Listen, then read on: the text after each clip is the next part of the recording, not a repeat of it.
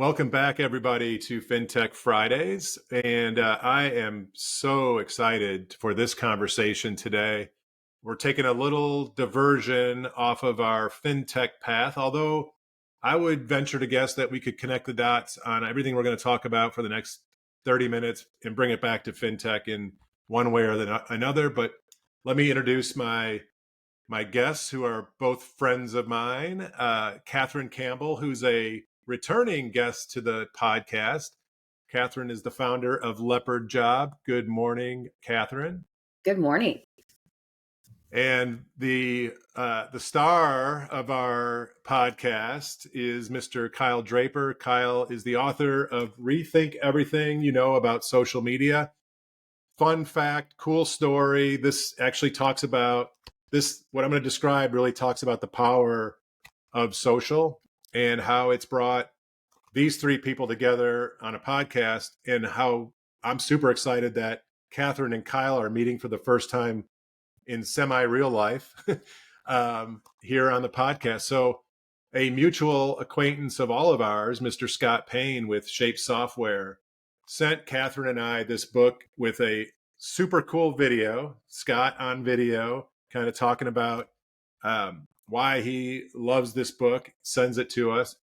I tore through the book like 6 times. I think I was obnoxious on LinkedIn for about a 2.5 week span. Just couldn't wait to share all this stuff.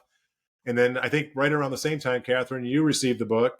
Next thing I know, I see you guys chatting through social about this awesome book and how impactful it's been for you. And next thing I know, the three of us are saying, let's go on and do a book club review. And so here we are. This is going to be fun. This is so cool. Lots of podcasts, but have never done a book club. I mean, when you start tabbing up, the pages and highlighting and taking notes in the columns, it's worth discussing for sure. Totally. So Kyle, no pressure, man. You're the guy here. I have a quick question though, before we get started, because there's the beginning of the book kind of just goes right into it. Like, you started on social, like doing videos on a roof. What's up with that? Yeah. Well, first of all, Brian, let me say, I've never been more nervous to record a podcast in my life. I don't think I've ever been nervous ever to record a podcast, except for this one, because y'all are making it all about me, which I hate. And so I'm going to begrudgingly do this, and we'll have fun. But the way it all happened, Brian, was I've always tried to just be an out of the box thinker. And so when I got shoved into the roofing industry out of having been a pastor, it was very different.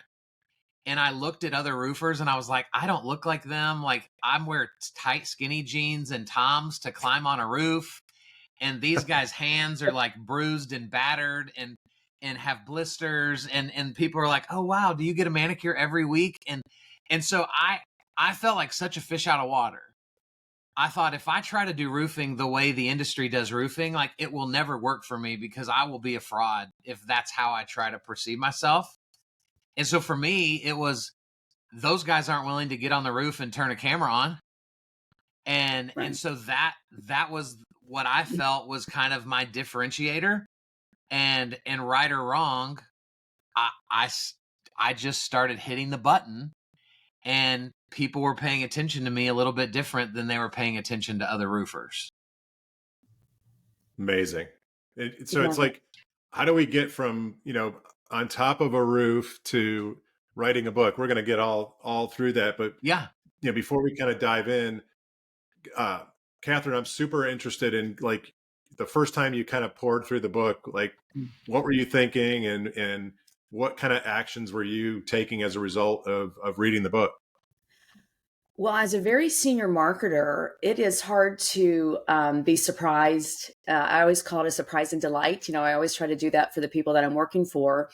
And this was a surprise and delight. I also believe firmly in my life, I never find books, they find me. They just right when you need them. And I specifically, starting a new company, needed this more than I had any concept that I would need.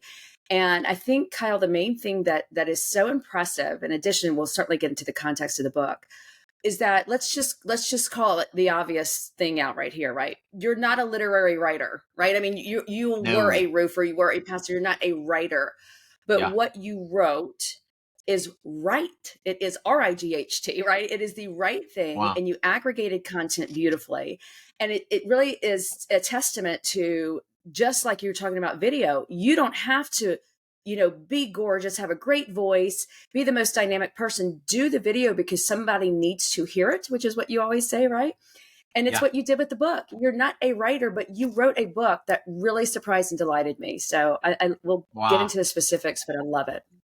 Well, and can I tell you guys? So, I mean, y'all probably know Coach Bill Hart, who doesn't in the mortgage world.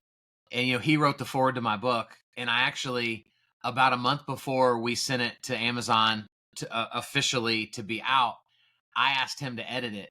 And he sent me back, his first email back had like 15 different edits. And I read the first one and he's like, I wouldn't have said this way. You should probably say it that way. And I just started laughing. It was like, what am I doing? I'm not Bill Hart. Like, no one will ever mistake me for Bill Hart. And so I had to respond back and say, hey, I'm so sorry that I asked you to do this. I'm not going to take any of your advice because none of my friends will believe I wrote it if your big words are in it. And I think that's really why it reads the way that it does, because so many authors, once you hand it off to the people that edit it, it becomes a very watered down version of what your book was intended to be. And that was a big thing for me, mainly because I'm just not smart enough to pass it off. Maybe if I were smarter, I would have let other people do it.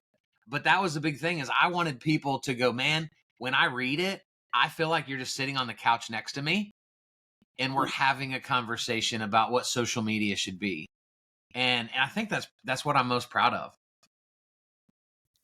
Yeah, definitely. Like Katherine, I've gone through it a number of times, and now having had the honor of meeting you and having these conversations, now when I'm going back through it, I'm hearing you as I'm reading it, and it does totally align with who I've gotten to know as a person, which is super cool. All right, let's see where this takes us. Here we go. So we're in arguably one of the worst, if not the worst, mortgage economic environment, right? And I'm just coming off of the National Mortgage Bankers Conference, and we're talking about the NBA is talking about this pent up population of prospective home buyers, mainly first time home buyers. By some estimates, it could be as many as 30 million that are out there in one fashion or another. And so collectively, I'm calling them kind of the next generation home buyer, right?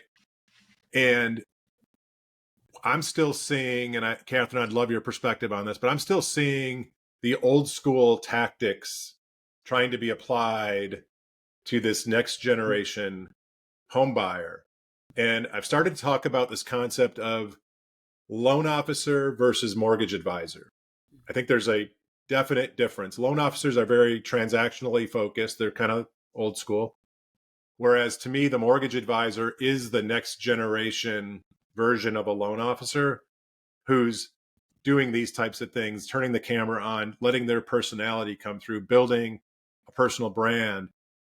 I happen to believe in it, and that's where that we're already in the future. It's already here. But I would love, Katherine, first your perspective, because you've sat in this right in the middle of this space as a marketing expert, and your perspective on my perspective. Am I off base? Am I close? What do you think? You nailed it. Okay, so let's just go to what page number? Page 20. Okay, right here. Says, give them what they need, not what you want. And then note my notes all around that, because that's exactly right, Brian. And I said, it's, and I say this to my CEOs all the time. It's not what we're selling. It's what they're buying. That's what you have got to focus on. It is about the consumer at the end of the day. And the happier the consumer is, Of course, the LO becomes the hero because they're happy. 70% of this next gen that you're talking about, of people, expect that personalization that we've been working on the last decade, right? Trying to get automation, personalization, hit them with the right message at the right time. That sort of automation has been around for some time. This next generation expects that sort of customization around a digital experience. So they want that surprise and delight. Oh, that was just for me. That's exactly the time I wanted it. I wanted it to pop up in technology. And so as the technology starts to meet the demand, and it always does, of the end user, then the loan officer doesn't need to be there for all of the, the minutia and the details. They need to be there to advise.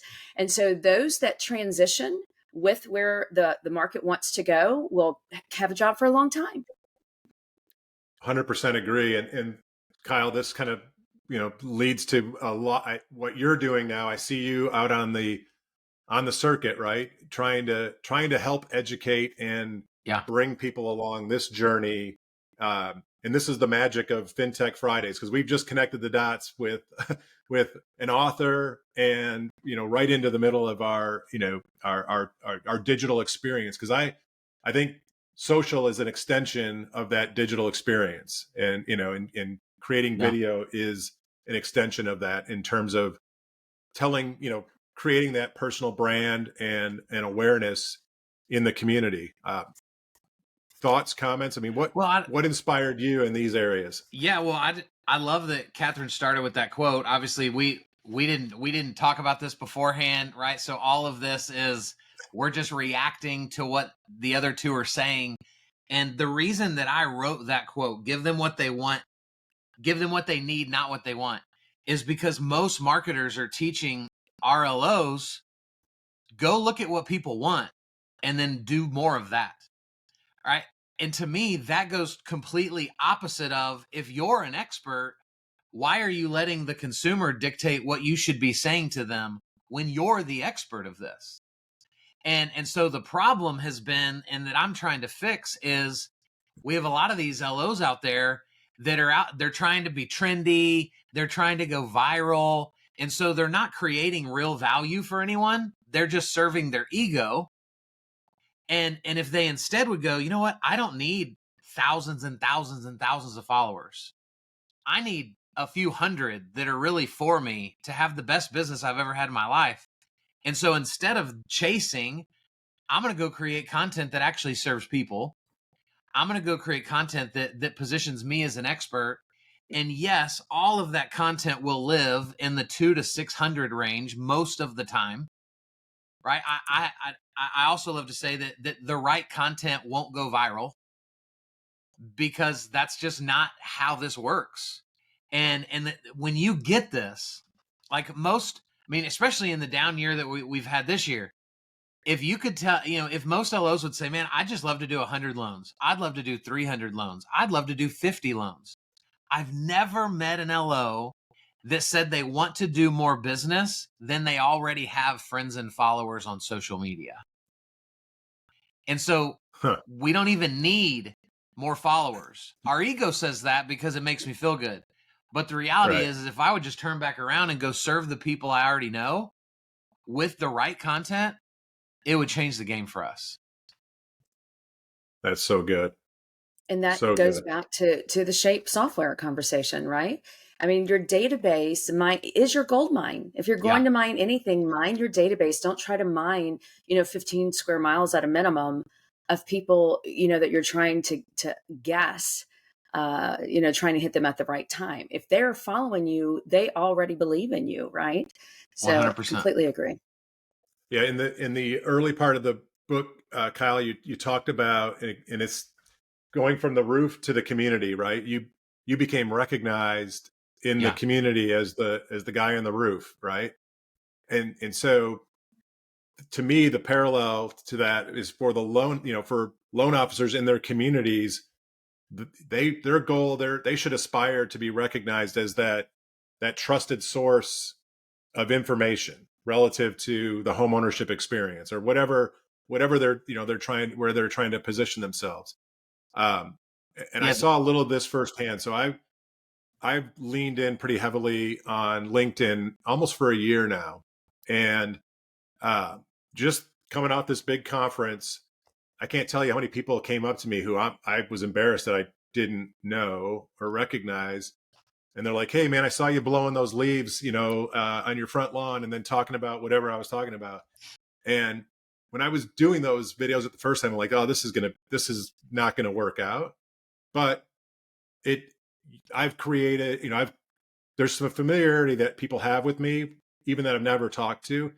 And it's powerful when you're in a conference setting like that. It's even more powerful when you're in your community at a neighborhood baseball game or in the coffee shop or, gassing up your vehicle and someone recognizes you. And how cool is it when they not only recognize you, but they're saying, oh my God, my neighbor is looking to buy a house. I'm going to connect them with you. And that's like real life stuff that's happening out there. I can't remember if it's in the book or not. Is that in the book? Well, page Katherine? 31 is Okay. where it says, you'll be playing social media chess while others are playing checkers. And I think that's exactly 100%. what you ended up doing, right? No one else was doing that. That was the blue ocean right there, right? Well, and I call this the shadows of social media.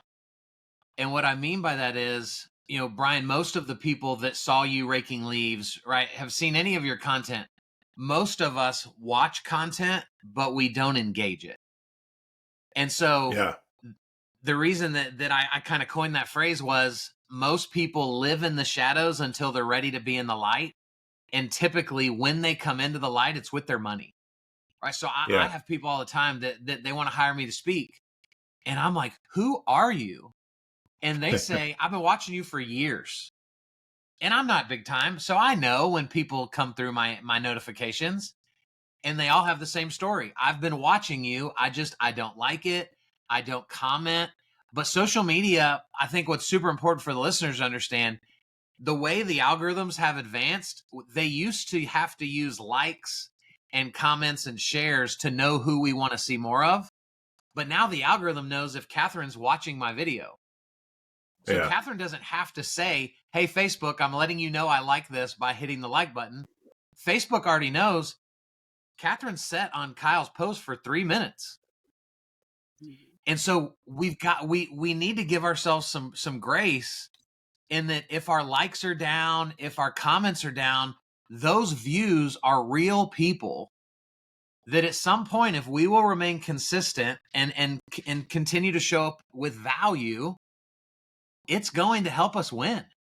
And so like, Brian, you're just cracking the tip of the iceberg for like what's ahead of you. If you just continue to live your life out a little bit more publicly than you have in the past. And it's unbelievable. This is why I love this so much. Yeah, I think about, it wasn't too long ago. In fact, you could probably still drive around and see a realtor's picture on a bus stop bench. Yeah. Okay, maybe effective, but how much more effective would it be for that professional to be on video consistently in that same community, right? And that's kind of what if we bridge the gap? Yeah. Well, and I love combining old school and new school. So you guys have been around the industry a lot longer than me, and so y'all came from a different position than I necessarily did. But I'm a huge fan of, why are we not doing both? Why are we not using the bus stop to our advantage? But then why is there not a QR code on that bus stop logo that takes you to a video of me going, are you sitting at the bus stop at First and Main Street? I would love the opportunity. And now all of a sudden that bus stop has come alive, right? Much like I did in my book with the QR codes throughout it. And so that's I wish I had one, but I take that, like, I get this brown parchment paper, and then I actually printed 1,000 QR codes on stickers. And so I'll write handwritten notes to people, put a QR code sticker on it. And so now I'm leveraging the old school way of handwriting notes with the new school way of being able to very quickly be on a video with me. And now I'm getting the best of both worlds, as opposed to having to fight over which one is better. Right. this is exactly, so I was just at Digital Mortgage and LeadsCon as well in Chicago. And at LeadsCon, they had several booths with AI, right? These are all the ways that we can generate leads for you, score them correctly, distribute them right, all this AI that's out there. And then there were a few booths of direct mail. I'm like, well, welcome back, direct mail.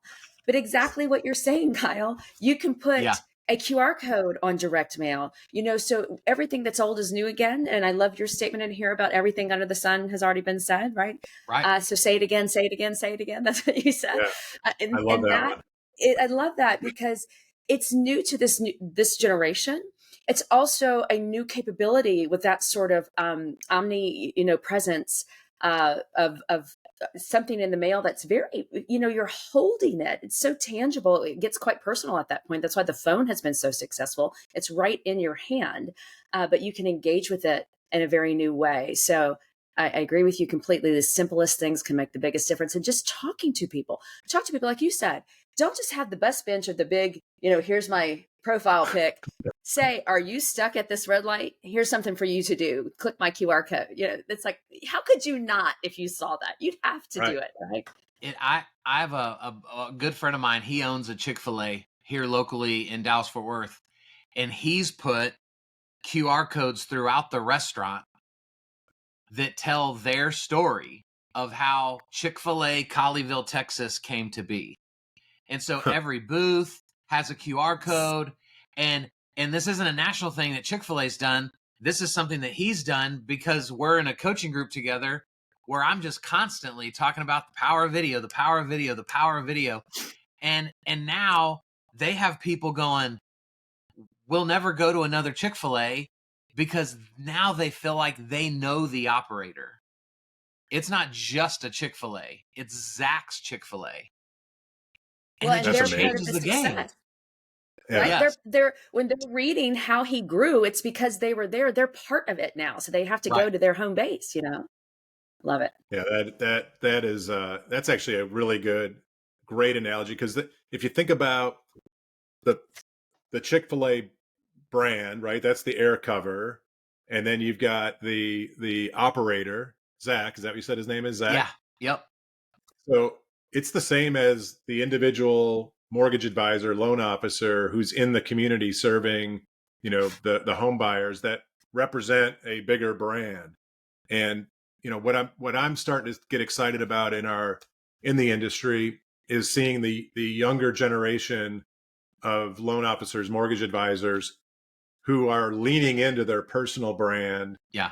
They're not stepping on the corporate brand, but they're leaning in on their personal brand. And people want to do business with people, not the logo of the big company, right? And this is just another way of kind of bringing that to life.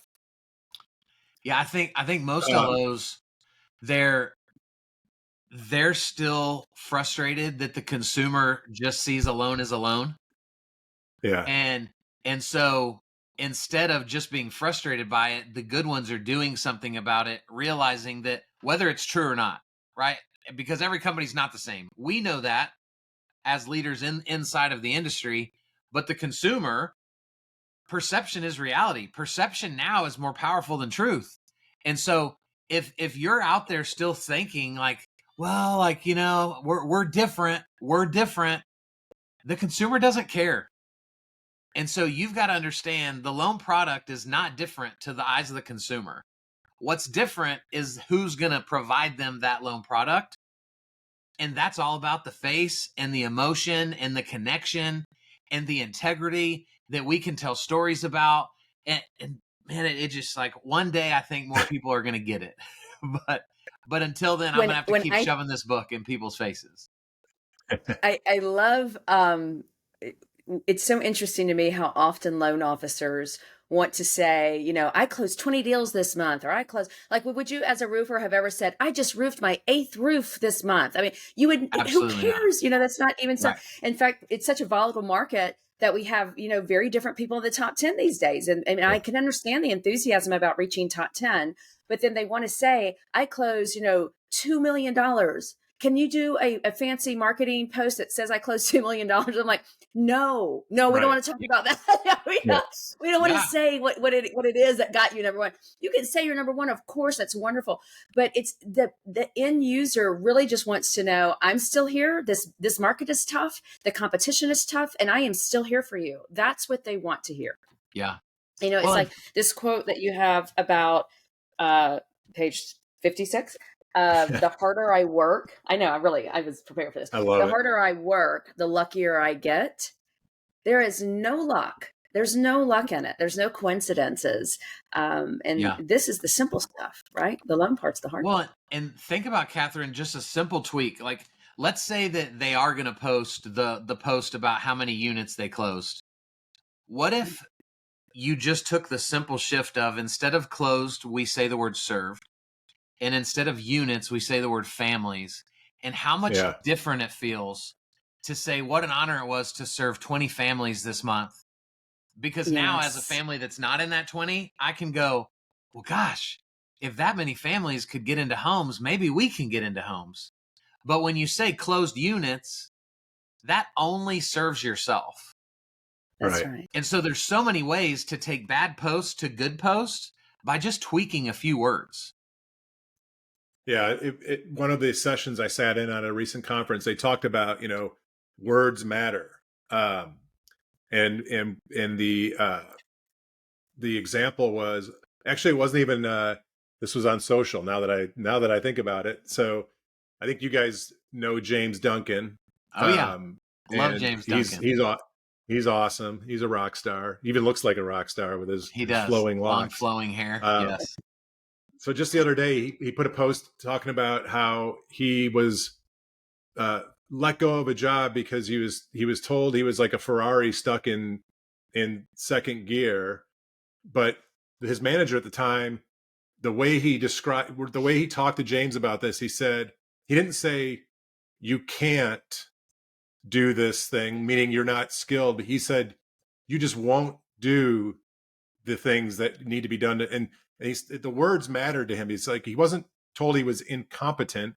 He was actually told the opposite. You have all the ability, you just won't do these things. And so that's a subtle, nuanced way that words do matter in how you talk to people. And I love your example, Kyle, of, don't talk about loans or units. This is about serving families, like really serving families. In service altogether. And we could hardly wrap this up here, because I know you want to, wrap it up without talking about chapter 4, because it's just who Kyle is to his soul, right? To love people. And if you do everything with that intention, you can't be wrong. There's nothing you could say that would be wrong if that's the intention that you go with. So I think it's just so great that in a very applicable book, something that you literally, I love the projects in here and the to-dos and the exercises. I mean, really a very practical book.